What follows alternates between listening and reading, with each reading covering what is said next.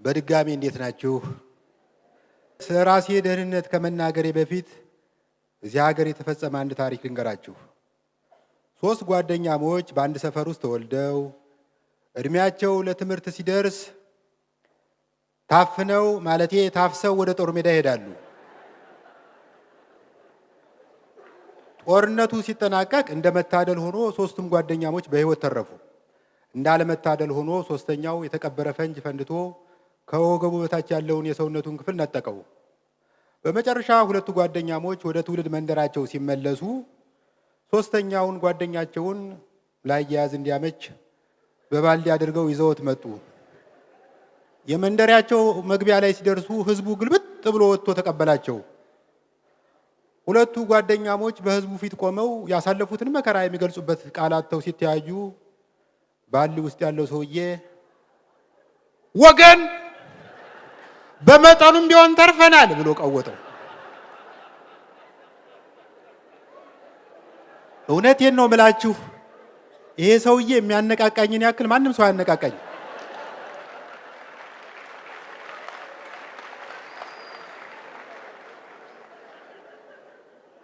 እኔም ዘወትር ማለዳ ከእንቅልፌ እንደተነሳው የሙሉ ቦዲ ቼክ አፕ አደርጋለሁ። ማለትም ደረቴን፣ ክንዴን፣ ሆዴን እዳብሳለሁ። አሃ የዲሽቃ ጥይት አላገኘኝም። ከእምብርቴ በታች የሚገኘውን ሁሉ ዳብሳለሁ። ሁሉም በቦታው አለ። አተኛኘቴም ኖርማል ነው። ለዘር እንዳስቀመጡት በቆሎ ዘቅዝቆ አልሰቀሉኝም። ከዚያ መስኮቴን ከፍትና ወገን ከመጠን በላይ ተርፈናል ብዬ ቀውጠዋለሁ። ኑሮ አመላችንን የሌለ እየዘወረው ነው። በቀደም ወክ እያደረኩ መንገዱ ዳር አንድ ትንሽ ልጅ ሚዛን ይዞ ቁጭ ብሏል እና የሆነ ሰውዬ ከፊቱ ሲያልፍ ባባዬ ተመዘን አለው። ሰውየው ምን በልተን እንመዘን ብሎ ጮኸበት። የመጨረሻ ነቀሉ። የልጁ ምን ያደርግህ? ለምን ኮብልስቶን በማርማላት ታቀበት አትበላም ብትፈልግ እንዴ? ልብ ካለ ሄደህ እዛ ከብርሃኑ ጁላ ጋር አትሳፈትም ብዬ በጠረባ ላነጥፈው አሰብኩ። ግን ምኑን በልቼ ላነጥፈው?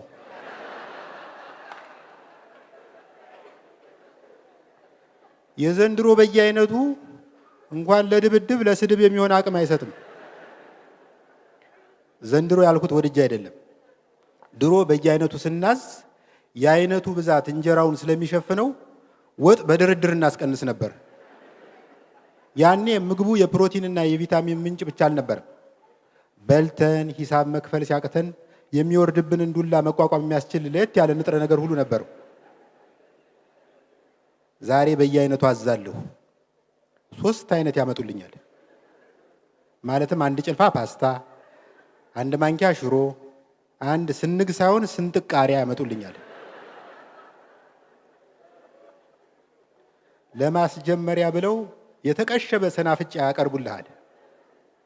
ሰናፍጩን ተምተም አድርገህ ስትነፋው ማጅራቱ እንደተመታ ሰው ለ2 ደቂቃ ያክል ብዥ ይልብሃል። 3 አይነቱን 13 አይነት አድርጎ ያሳያል።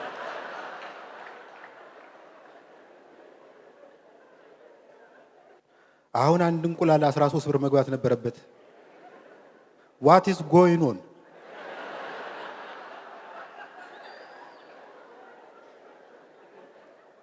ዶሮ በአገሩ የለም እንዳልል በቅጡ ሳይነጋጋ ነጠላ ዜማ የሚለቀው ዶሮ 0 ቁጥር የለውም።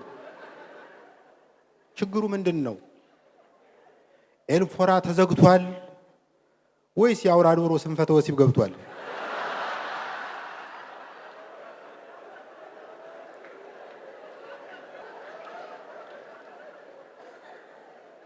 አንዳንዴ ሳስበው እንቁላል የሚለውን ስያሜ ለመጀመሪያ ጊዜ የፈጠረው ሰውዬ እንቁ የሚል ቃል ማስገባቱ ወደፊት የሚመጣው ነገር ቀድሞ ታይቶት መሆን አለበት።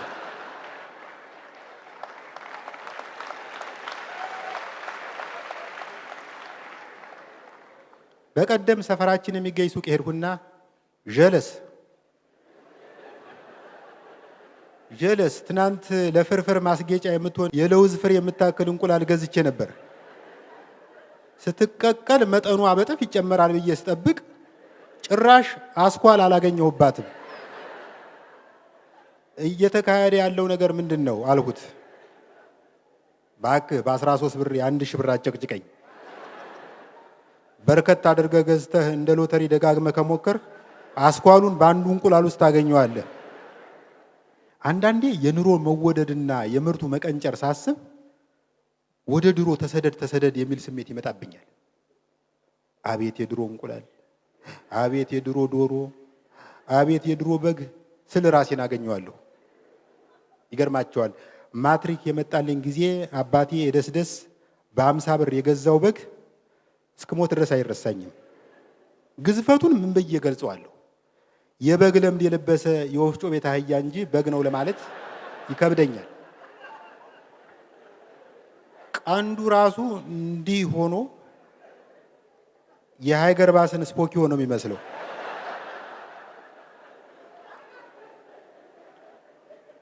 ትዝ ይለኛል አባዬ የበጉን ወገብ ሲለካው ነጋዴው ወገቡ ስለተጎዳ ወገቡን ባይነኩት ጥሩ ነው አለው።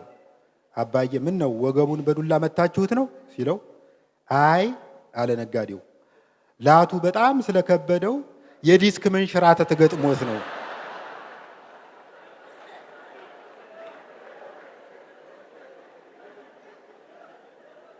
በመታረጃው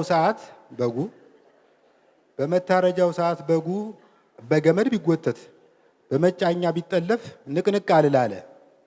በመጨረሻ አባቴ ልክ የስፔን ወይፈን ታጋዮች እንደሚያደርጉት የጃኑን ቀለም ለበጉ እያሳየ ሲያበሳጨውና ሲያንከራትተው ከቆየ በኋላ ከግድግዳ ጋር አላትሞ ጥሎ ባረከው። አባዬ በጉን አርዶ ቆዳውን ሊገፋው ሲሞክር እናቴ ውዴ አለችው። ውዴ ጮማው ዓይንህ ላይ እንዳይፈልቅብህ የብየዳ መነጽርህን አድርግ።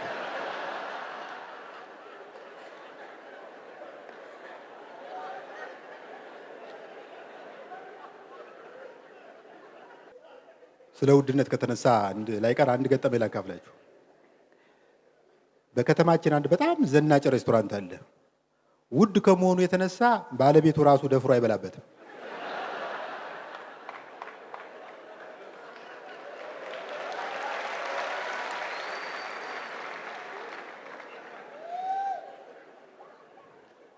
ደንበኞች በዓመት አንዴ የልደት ቀናቸውን ለማክበር የሚበሉበት ነው።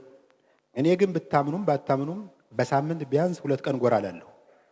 ከዚያ አስተናጋጁ ያቀረበልኝን የምግብ ዝርዝር ዋጋ እንደ መርዶ ደብዳቤ በትካዜ እያነበብኩ ለረጅም ጊዜ እቀመጣለሁ። አስተናጋጁ ምን ላምጣልህ ወንድም ይለኛል። እስቲ መጀመሪያ ውሃ በሎሚ ያምጣልኝ እለዋለሁ። አስተናጋጁ መጀመሪያ የሚለውን ቃል መነሻ በማድረግ ቀጥሎ የሆነ ከበድ ያለ ምግብ ያዛል ብሎ ሰፍ ብሎ ይጠብቀኛል።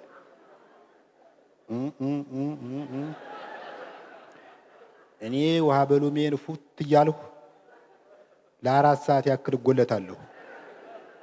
አስተናጋጁ ቀስ በቀስ እንደ ደንበኛ ሳይሆን እንደ ደመኛ ይቆጥረኝ ነበር። አንድ ቀን ከተጎለትኩበት ፊት ለፊት ካለው ወንበር ላይ ከፍቅረኛው ጋር የተቀመጠ ተስተናጋጅ ወንድም እንብላ አለኝ። በጣም ገረመኝ። እንብላ የሚለው ቃል እናቸንፋለን እንደሚለው ቃል የአገልግሎት ዘመኑን የጨረሰ ነበር የመሰለኝ። በዚህ ዘመን ውስጥ እንዲህ ያለ ሬስቶራንት ውስጥ አንድ ሰው እንብላ ካለህ ይሄ ነገር ግብዣ ነው ወይስ ፕራንክ ነው ብለህ መጠራጠር አይቀርም። ወደ ምግቡ ተመለከቱ። ፍቅረኛሞች ያዘዙት የጎድን ጥብስ ነው። አሃ አሁን ነገሩ ግልጽ ሆነልኝ። ጀለስ እንብላ ከማለቱ በፊት ስጋ እንደማልበላ በቂ መረጃ ሰብስቧል ማለት ነው። ያለምንም ኪሳራ በፍቅረኛው ፊት ለጋስ መስሎ ለመታየት እየሞከረ መሆኑ ገባኝ። በሌላ አነጋገር ጎድን ጥብሱን ሳያስበላ የቺኩን አንጀት ሊበላ ፈልጓል ማለት ነው። የተባረከ ይሁን ስጋ አልበላም አልኩኝ። ወይ ታድለህ አለች ልጅቷ። ምን አለ እሱን ብትመክርልኝ። ስጋ በጣም ይወዳል አልኳት። ይወዳል አይገልጸውም፣ የቄራ መኪና በለው።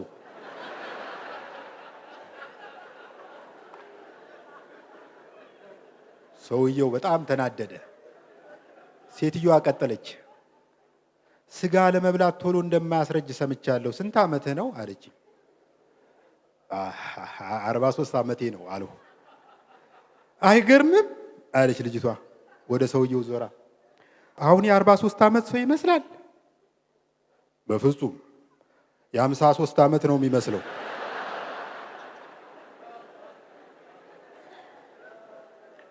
ሰውየው በቀላሉ ሊፋታኝ አልቻለም። እኔ የምልህ ሲል ቀጠለ። አቤት። ሁሌ አትክልትና ጥራጥሬ ነው የምትበለው? አዎ። ምን ነው? እንደ ከብትበትና ፋንድያ ለመጣል ነው ወይስ ሌላ ዓላማ አለ?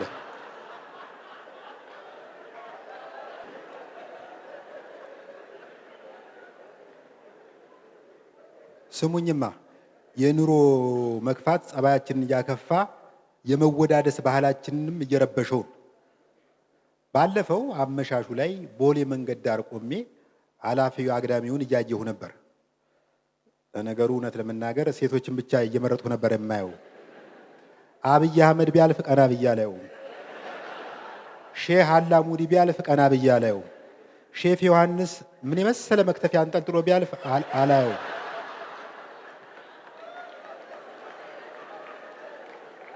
ቴዲ አፍሮ ቢያልፍ ራሱ አላየውም። ሮፍናን ቢያልፍ ሮፍናን እንኳን ትንሽ ስለሚያምታታ ቀና ብዬ ላየው እችላለሁ።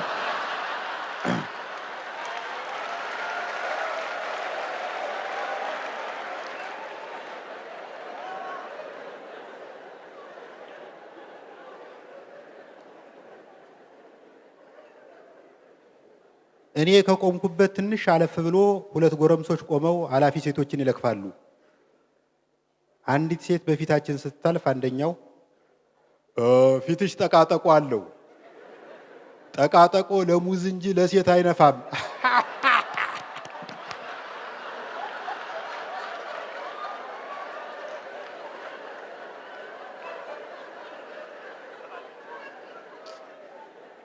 ፊቱን ዞር ብዬ አየሁት። ወይኔ ፊቱ!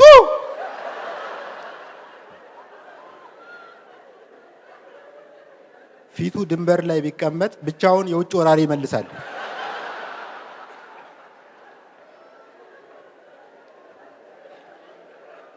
ሌላ ሴት አለፈች። አለባበስሽን አስተካኪ፣ አገር አታሰድቢ አለ ሁለተኛው። አለባበሱን አየሁት። ሱሪው እንደ ብሔራዊ ሀዘን ባንዲራ ዝቅ ብሎ ይውለበለባል። እጅግ አዘንሁ። እንዲህ ባሉ ብሽቅ ወንዶች ምክንያት ጠቅላላው ያበሻ ወንድ መጠመዱ አሳዘነኝ። በዚህ ሀገር ላይ ጥሩ ጥሩ ወንዶች መኖራቸውን ማሳየት ፈለጉ። ለጊዜው እኔ ራሴ ጥሩ ወንዶችን ወክዬ የሆነ ነገር ማድረግ እንዳለብኝ ተሰማኝ። ቀጥላ በፊቴ የምታልፈውን ሴት ጠብቄ እልል ያለ ውዳሴ ላቀርብላት ወሰንሁ። የኔ እመቤት ፊትሽ እንደ ምስራቅ ብርሃን ያመርታል እላታለሁ። ስለ ውበት ከማወደሴ በፊት እኔ ራሴ መዋቤን ማረጋገጥ አለብኝ። ራሴን አየሁት። አረንጓዴ ቲሸርት ለብሻለሁ። ቅጠልያ ሱሪ ታጥቄያለሁ። ከጫማዬ ጋር ማች የሚያደርግ የስልክ እንጨት ተደግፌያለሁ። በአጠቃላይ ዝንጥ ብያለሁ። ቅድም ፊትሽ ጠቃጠቆ አለበት የተባለችዋ ሴት ስትመለስ አየኋት። በአጠገቤ እያለች ስታልፍ ስል ዞር ብላ አይታኝ፣ እንዴ በውቄ በሰላም ነው? የኮባ ጠመንጃ መስልሃል።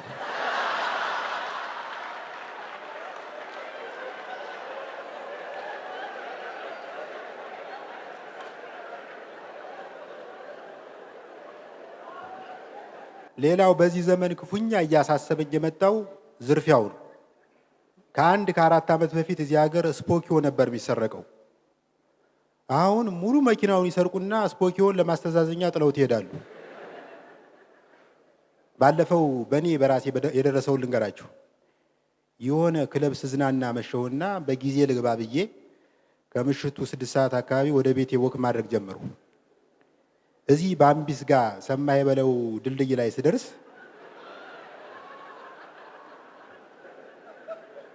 ሁለት ጠብደል ጎረምሶች ከፊት ለፊት የቆሙ ፌሮና ገመድ ይዘዋል። እኔ ምንም አልጠረጠርኩም። ድልድዩን የሚጠግኑ የቀን ተሌት ሰራተኞች ነው የመሰሉኝ። አንደኛው ጠጋለኝና ዲያስፖራው ዶላር ይዛል አለኝ። አዎ በስንት ዘረዝሩኛላችሁ? ሁለቱም በጣም ሳቁ። በሳቅ መድከማቸውን ቼክ ካደረኩ በኋላ በጠረባ አንጥፊያቸው ጉዞዬን ቀጠሉ። የዲያስፖራ ነገር ሲነሳ አሜሪካን ሀገር ፔንሲልቬኒያ በተባለ ጠቅላይ ግዛት ፒትስበርግ በምትባል ከተማ ለ2 ዓመት ያህል ኖሬያለሁ። አገሩ በሚያስፈራ መንገድ ጭር ያለ ነው። ፈረንጆች የመኪና ጥሩምባ አይነፉም። ሌላ የሚነፉት ብዙ ነገር አላቸው። እንዲያውም በፈረንጅ መኪና ውስጥ የማይገኝ 2 ነገር ቢኖር ክላክስና ጥቅስ ነው። አንዳንዴ ጸጥታው በጣም ሲያስፈራኝ ድምፅ ፍለጋ 1 ኪሎ ሜትር ያክል ከምኖርበት ሰፈር ርቄ እሄዳለሁ። በትልልቅ ጎዳናዎች ዳር ቸስታ ሙዚቀኞች የሙዚቃ መሳሪያ እየተጫወቱ ሳንቲም ይለቅማሉ። እኔም ደህና የሸቀልኩ ቀን ከሆነ ለአንዳንዶች እየሸለምኩ አልፋለሁ። ሽልማቴ ደረጃ አለው። ለፒያኖ $10፣ ለቫዮሊን $5፣ ለሳንዱቅ ጊታር ማለት ለቦክስ ጊታር ማለት ነው $1። ይሄ ደግሞ ምን ነበረ? ይሄ እንኳን ወናፍ የሚመስለው ይሄ እንኳን ፍሬው ኃይሉ የሚባለውን ዘፋኝ አጉብጦ የገደለው አኮርዲዮን፣ ለአኮርዲዮን ስሙኒ። አሜሪካ ነገር ስሙኒ ዛሬ ድረስ ያገለግላል። አንድ ቀን የሆነ ሽማግሌ ፈረንጅ በፒያኖ የሙላቱ አስታጥቄን ሙዚቃ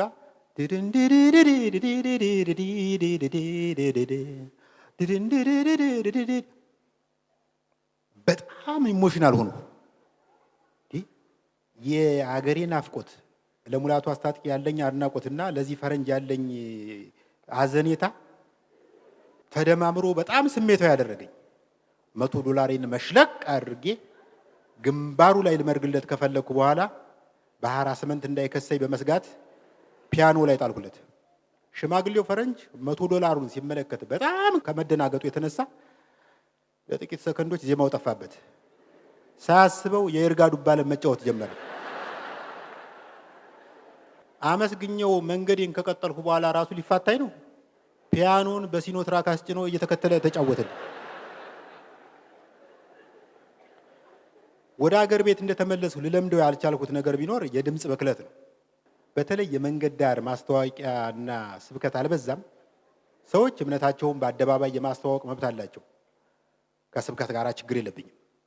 ግን አንዳንድ ሰዎች ወደ አደባባይ የሚያወጣቸው የእምነት ፍቅር አይመስለኝም። የገዛ ድምፃቸውን በማይክ የመስማት ፍቅር ይመስለኛል።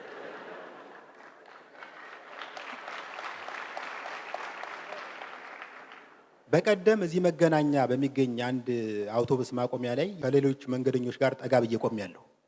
አንድ ሰውዬ ፍሪጅ የሚያክል ሞንታርቦ ከፊታችን ጠምዶ ሲያበቃ የሐዋርያት ሥራ ምዕራፍ 2 ብሎ ሲጀምር አንዱ ወንድማችን ይኸውልህ እዚህ ያለነው ሁሉ ቀደም ብለን ጌታን ተቀብለናል። የድሮ ጴንጤዎች ነን። አሁን ራሱ እዚህ የቆምነው ወደ መካነ ኢየሱስ የሚወስድ አውቶቡስ ለመጠበቅ ነው።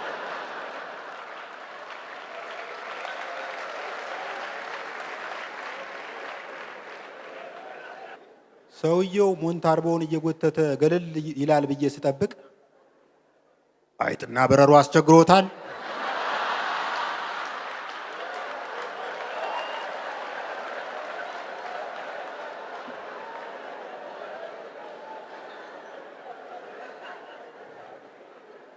አይጥና በረሮ አስቸግሮታል። እንግዲያውስ በአንድ ድንጋይ 2 አምፖል እንዲሉ ሁለቱን በአንድ የሚያጠፋ መድኃኒት ተዘጋጅቶለታል። በመጀመሪያ አይጡን በመድኃኒት ይገድሉታል። ከዚያ የአይጡን ሬሳ ጠረን መቋቋም ያቃታቸው በረሮች ቤቱን ጥለው ሄዱለታል። እመለሳለሁ። አመሰግናለሁ።